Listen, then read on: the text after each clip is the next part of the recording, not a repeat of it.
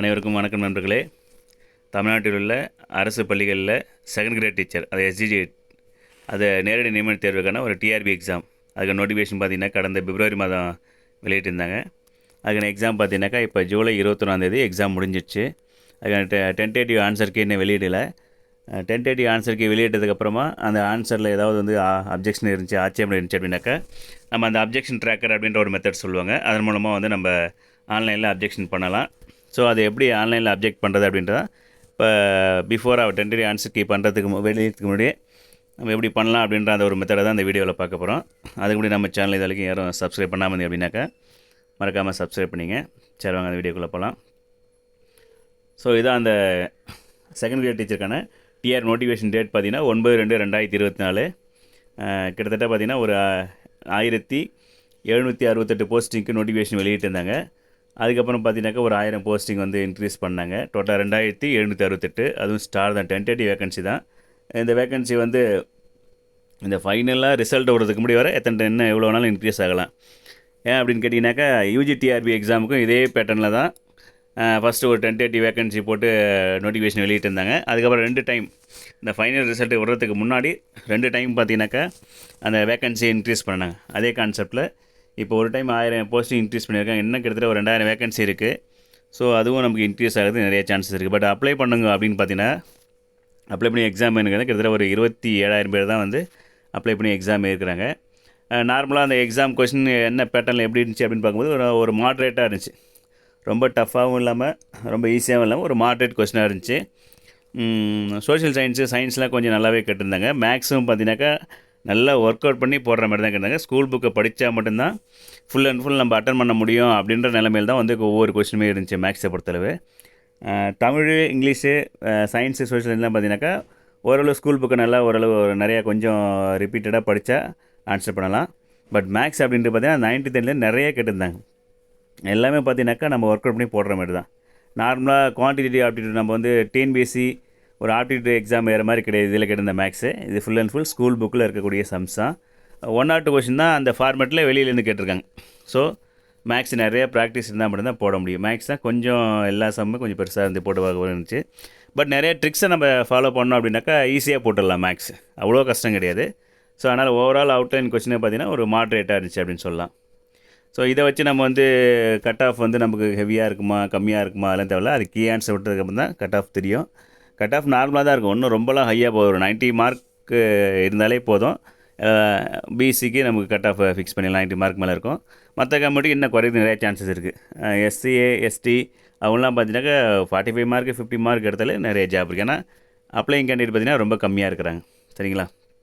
சரி, இப்போ வந்து என்ன டென்டேட்டிவ் ஆன்சருக்கு வெளியிடல.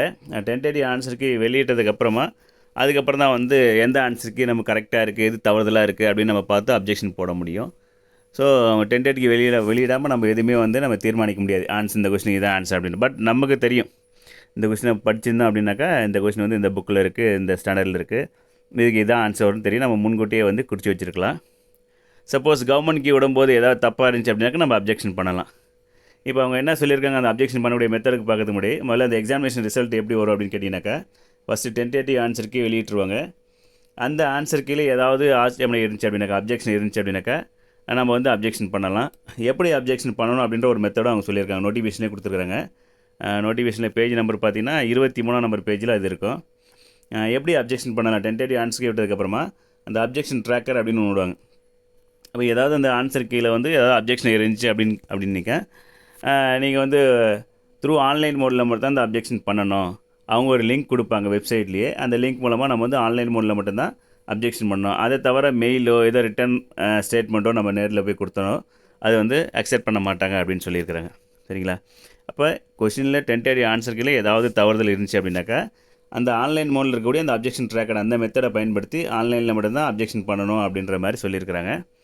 அதுக்கப்புறம் நெக்ஸ்ட்டாக அந்த அப்ஜெக்ஷன்லாம் வந்து ஆய்வு பண்ணிவிட்டு எது கரெக்டாக இருக்கோ மாட்ரேட் மாடிஃபை பண்ணி ஃபைனலாக அந்த ஃபைனல் ஆன்சருக்கு வெளியிடுவாங்க. பட் அந்த ஃபைனல் ஆன்சருக்கு வெளியிட்டாலுமே நம்ம கொடுக்குறது வந்து கரெக்டாக அப்ஜெக்ஷனாக இருக்குமான்னு சொல்ல முடியாது. ஸோ டிஆர்பி போர்டோட டிசிஷன் தான் வந்து ஃபைனல் அப்படின்னு சொல்லியிருக்காங்க பாருங்கள். நம்ம என்ன தான் நம்ம கரெக்டாக அப்ஜெக்ஷன் பண்ணியிருந்தாலுமே பட் அவங்களுக்கும் தெரியும் அந்த கொஷின் வந்து செட் பண்ண அந்த எக்ஸ்பர்ட் இருப்பாங்க இல்லைங்களா, அவங்களுக்கு வந்து கரெக்டாக வந்து இந்த கொஷினுக்கு இதான் ஆன்சர்னு அவங்களும் எவிடன்ஸ் வச்சுருப்பாங்க. அந்த எவிடன்ஸ் கரெக்டாக இருந்து அப்படின்னாக்கா அதுதான் வந்து ஃபைனல் ஆன்சர் கீயாக இருக்கும். இப்போ நம்மக்கிட்ட ஒரு புக் இருக்கலாம். அந்த புக்கில் பார்த்தீங்கன்னாக்கா அதுக்கு ஒரு ஆன்சர் கரெக்டாக இருக்கும். பட் அவங்க வந்து ஒரு வேறு ஆன்சர் கொடுத்துருக்கலாம். பட் அவங்க புக்கில் வந்து அந்த ஆன்சர் கரெக்டாக இருக்கும். ஸோ அந்த எக்ஸ்பர்ட் கமிட்டி எந்த புக்கில்னு எடுத்தாங்களோ அந்த புக்கில் கரெக்டாக அந்த ஆன்சர் இருந்து அப்படின்னாக்கா அதுதான் வந்து ஃபைனல் ஆன்சர் கீ. சரிங்களா? நம்ம அப்ஜெக்ட் பண்ணுறதுக்காக நம்ம புக்கில் கரெக்டாக இருக்குது அப்படின்றக்காக அது வந்து கரெக்ட் ஃபைனல் ஆன்சர் கீ கிடையாது. ஏன் அப்படின்னு சொல்கிறேன் அப்படின்னாக்க, இப்போ லாஸ்ட்டாக முடிஞ்ச யூஜிடிஆர்பே தெரியும், நிறைய அப்ஜெக்ஷன் கீ போட்டாங்க நிறைய பேர். இப்போ மேக்ஸ்லேயே பார்த்தீங்கன்னா கிட்டத்தட்ட நானே வந்து ஒரு 24 கொஸ்டின் வந்து அப்ஜெக்ஷன் போட்டேன். அதில் வந்து ஒரு 19-20 கொஸ்டின் கரெக்டாக வந்துச்சு. ஒரு 3-4 கொஸ்டினுக்கு வந்து அப்ஜெக்ஷன் நான் போட்டது சரியாக வரல. என்ன சொல்லிட்டாங்க அதுக்கு அப்படின்னாக்கா, அவங்க ஃபைனலுக்கு வந்து அவங்க எக்ஸ்பர்ட் கமிட்டி அந்த புக்கில் கரெக்டாக தான் இருக்குது அப்படின்ற மாதிரி அவங்க சொல்லியிருக்கிறாங்க. ஸோ அது உண்மை தான் அது.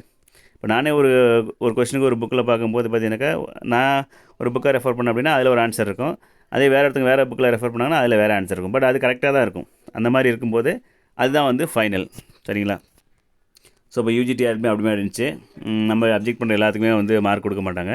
அவங்க ஒரு டிசிஷன் வச்சுருப்பாங்க, அவங்க கரெக்டான ஒரு எவிடன்ஸ் வச்சுருப்பாங்க. அந்த எவிடன்ஸுக்கு பொருந்துச்சு அப்படின்னாக்கா மார்க் கொடுப்பாங்க. சரிங்களா? சரி, இதுதான் வந்து அந்த அப்ஜெக்ஷன் ட்ராக்கர் மெத்தடில் அவங்க நோட்டிஃபிகேஷனில் கொடுத்துருக்குறது.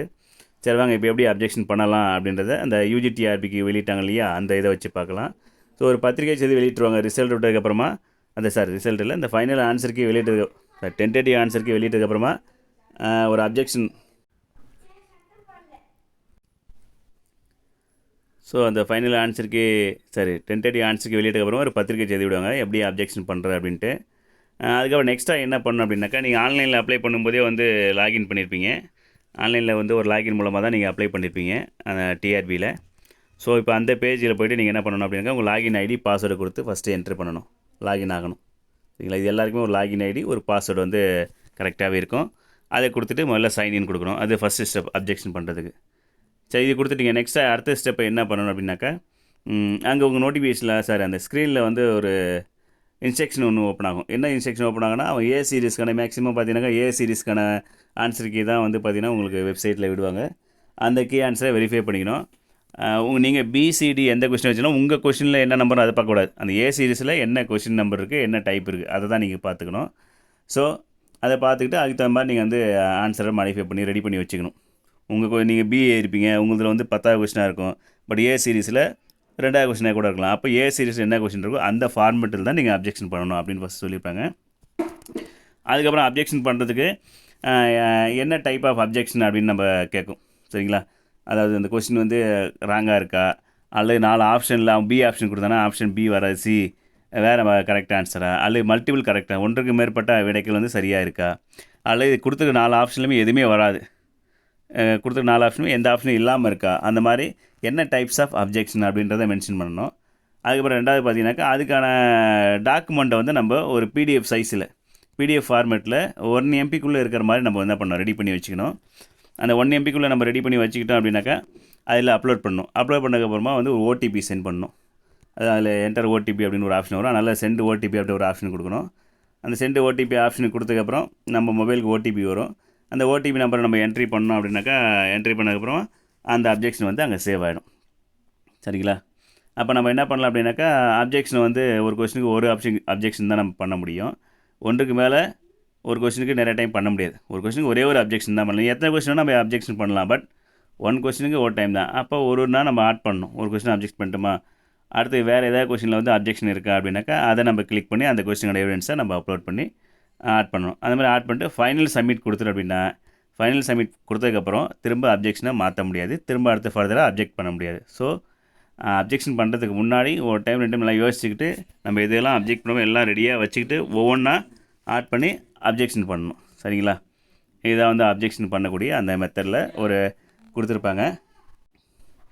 சரி, அதுக்கப்புறம் அந்த டிக்ளரேஷன் இருக்கும். அந்த டிக்ளரேஷனில் போயிட்டீங்கன்னாக்கா டிக்ளரேஷன் நீங்கள் டிக் கொடுத்துட்டு அதுக்கப்புறம் அக்செப்ட் அப்படின்னு கொடுத்தீங்கன்னாக்கா நெக்ஸ்ட் பேஜ் போகும். அதாவது அந்த அப்ஜெக்ஷன் பண்ணக்கூடிய அந்த பேஜுக்கு போகும். அந்த பேஜில் எப்படி தான் இருக்கும் பாருங்கள். இது வந்து அந்த யூஜிடிஆர்பி அதில் கொடுத்துருந்த அந்த மெத்தடு. ஃபஸ்ட்டு நம்ம என்ன சீரிஸ் ஏ சீரிஸ் கொஸ்டின் இருந்தால் நீங்கள் எந்த கொஸ்டின் அப்ஜெக்ட் பண்ண போகிறீங்க, கொஸ்டின் நம்பரை ஃபஸ்ட்டு எங்கே சூஸ் பண்ணணும்.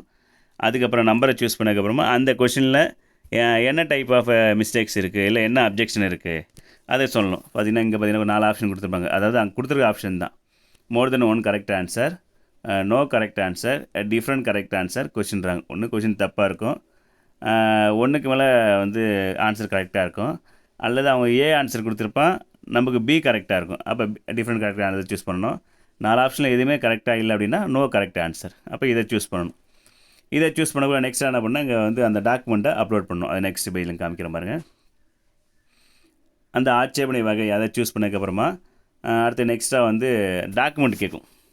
அதுக்கான எவிடன்ஸ் ப்ரூஃப் கேட்கும். அந்த எவிடன்ஸ் ப்ரூஃப் பார்த்தீங்கன்னாக்கா பிடிஎஃப் ஃபார்மேட்டில் 1024 KB, அதாவது சிம்பிளாக 1 MBக்குள்ளே இருக்கிற மாதிரி நம்ம பிடிஎஃபாக கன்வெர்ட் பண்ணி வச்சுக்கணும். பிடிஎஃபாக கன்வெர்ட் பண்ணி வச்சுக்கிட்டு நம்ம இதில் சூஸ் பண்ணி இதில் அப்லோட் பண்ணணும். சரிங்களா? அதான் மெயின். கரெக்டாக ஃபிட் ஆகணும். 1 MBக்குள்ளே லெஸ் தென் 1 MBயாக இருக்கணும். பிடிஎஃப் ஃபார்மேட்டில் மட்டும்தான் இருக்கணும். இமேஜாக இருக்கக்கூடாது. சரிங்களா? சரி, அடுத்து நெக்ஸ்ட்டாக என்ன பண்ணால் இந்த சென்டு ஓடிபி, அதாவது ரிஜிஸ்டர், அந்த ஓடிபி அந்த அப்ஜெக்ஷனை ரிஜிஸ்டர் பண்ணணும் இல்லைங்களா? அதில் அதனால் அந்த சென்டு ஓடிபி அப்படின்ற கொடுத்தனாக்கா நம்ம மொபைலுக்கு ஓடிபி நம்பர் வரும். ஓடிபி நம்பரை கொடுத்து என்ட்ரி பண்ண அப்படின்னாக்கா இந்த அப்ஜெக்ஷன் வந்து இதுக்கு கீழே வந்து ஆட் ஆகிடும். சரிங்களா? கொஸ்டின் நம்பர் போட்டு ஆட் ஆகிடும். அடுத்தது வந்து நீங்கள் இன்னொரு அப்ஜெக்ஷன் போட்டால் திரும்ப அப்படியே இதிலே மேலே கண்டினியூவாக நம்ம வந்து 1 by 1 நம்ம அப்ஜெக்ஷன் போடலாம். சரிங்களா? இதான் வந்து அப்ஜெக்ஷன் போடக்கூடிய மெத்தட். இதில் நீங்கள் மெயினாக தெரிஞ்சுக்க வேண்டியது என்ன அப்படின்னு பார்த்தீங்கன்னாக்கா, இந்த பிடிஎஃப் ஃபார்மேட் ரெடி பண்ணுறீங்க இல்லைங்களா, அது எப்படி இருக்கணும் அப்படின்னாக்கா, முதல்ல அந்த கொஷின் வந்து எந்த புக்கில் இருக்குது, அந்த புக்கினுடைய ஃபஸ்ட்டு பேஜ் அட்டைப்படம். அடுத்தது உள்ள செகண்ட் பேஜ், அதாவது எந்த எடிஷன், ஆத்தர் யார், எடிஷன் யார். மேக்ஸிமம் எல்லாமே ஸ்கூல் புக்கு தான் எவிடன்ஸாக வைக்கணும். ஏன்னா இது வந்து செகண்ட் கிரேட் டீச்சருக்கு வந்து சிலபஸ் எல்லாமே ஸ்கூல் புக்கு தான். ஸோ ஸ்கூல் புக்கில் இருக்கிற அந்த ஆன்சர், அந்த கொஸ்டின் தான் வந்து ஃபைனல். நீங்கள் வேறு ஏதாவது டெக்ஸ்ட் புக்கு, வேறு ஆத்தர் போட டெக்ஸ்ட் புக்கு ப்ரைவேட்டாக இருக்கிறதுலாம் வந்து எலிஜிபிள் கிடையாது. மேக்ஸிமம் 100% எலிஜிபிள் கிடையாது. ஸ்கூல் புக்ஸ் தான் நமக்கு வந்து எவிடன்ஸாகவே நம்ம எடுத்துப்பாங்க. அதனால் அந்த புக்ஸுடைய அட்டைப்படம் ஃபஸ்ட்டு பேஜ், அப்புறம் உள்ள எந்த எடிஷன் 2017, 2021, 19 அந்த பதிப்பு, அந்த எடிஷன் வைக்கணும். நெக்ஸ்ட்டாக அந்த புக்கில் எந்த பேஜில் இருக்குது அந்த பேஜ் தெளிவாக எடுத்துக்கணும், ஃபோட்டோ எடுத்துக்கணும். அதுக்கப்புறம் அந்த பேஜில் எந்த பிளேஸில் இருக்குது அது தனியாக அண்டர்லைன் பண்ணி காமிக்கணும். அப்புறம் அந்த புக்கோடைய லாஸ்ட்டு பேஜ், ஸோ புக்கோட ஃபஸ்ட்டு பேஜ், அப்புறம் செகண்ட் பேஜில் அந்த எடிஷன், அதுக்கப்புறம் அந்த எந்த பேஜில் அந்த கொஸ்டினில் ஆன்சர் இருக்காது அதுக்கு தெளிவான இது. அதுக்கப்புறம் பார்த்திங்கன்னா லாஸ்ட்டு பேஜ். இது எல்லாத்தையும் ஒரு சிங்கிள் பிடிஎஃபாக அடுத்தடுத்த பேஜ் வர்ற மாதிரி நம்ம ஒரு பிடிஎஃபாக கன்வெர்ட் பண்ணி வச்சுக்கணும். சரிங்களா? பிடிஎஃபாக கன்வெர்ட் பண்ணி லெஸ் தென் அந்த 1 MBக்குள்ளே வர்ற மாதிரி நம்ம என்ன பண்ணணும், அதை கன்வெர்ட் பண்ணி நம்ம வச்சுக்கணும். அதை கன்வெர்ட் பண்ணி வச்சதுக்கப்புறமா இங்கே அந்த கொஸ்டின் நம்பர் போட்டு நம்ம வச்சுக்கணும். கொஸ்டின் நம்பர் 31, கொஸ்டின் நம்பர் 56 அப்படின்னு போட்டு பிடிஎஃப்க்கு ஒரு நேம் கொடுத்துடணும். கொடுத்து வச்சுட்டு இதில் அப்லோட் பண்ண வேண்டியதான். இதுதான் பார்த்தீங்கன்னாக்கா அந்த பிடிஎஃப் டாக்குமெண்ட் என்ன வடிவத்தில் இருக்கணும் அப்படின்ற அதுக்கான டீட்டெயில். சரிங்களா? இப்போ கிட்டத்தட்ட பார்த்தீங்கன்னா தமிழில் ஒரு கொஸ்டின் வரும்னு நினைக்கிறேன், அப்ஜெக்ஷன் அவங்க கொடுக்குற கீ ஆன்சர் பொறுத்து. அதே மாதிரி இங்கிலீஷில் ஒரு கொஸ்டின் வரும், மேக்ஸில் ஒரு கொஸ்டின் இருக்குது, சோஷியல் சயின்ஸில் ஒரு கொஸ்டின் இருக்குது. கிட்டத்தட்ட இப்போதைக்கு ஒரு 4 கொஸ்டின் வந்து தவறாக இருக்கிற மாதிரி தெரியுது, அதாவது விடைகளோ இல்லை வினாக்களோ.